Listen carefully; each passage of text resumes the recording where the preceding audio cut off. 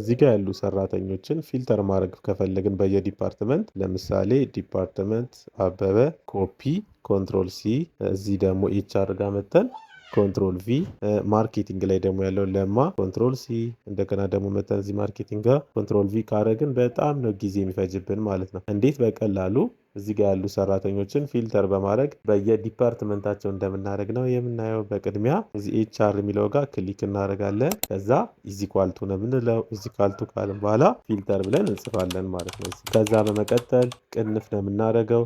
ቅንፍ ካረግን በኋላ እዚህ ጋር የሰራተኞችን ስም እንዳለ ወደ ታች እንመርጣለን። የሰራተኞችን ስም ከመረጥን በኋላ ኤፍ4 ነው የምንነካው።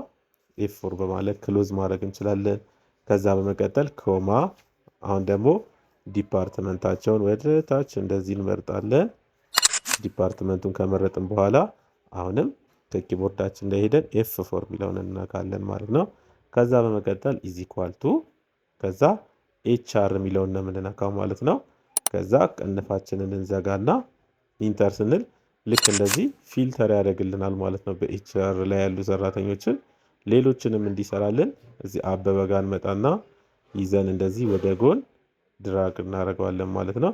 የዛን ጊዜ ምን ያደርጋል? የሌሎችንም ሰራተኞች እንደዚህ ፊልተር ያደርግልናል ማለት ነው። ለተመሳሳይ ቪዲዮ ኮሜንት ላይ 3 እንጻፉልን።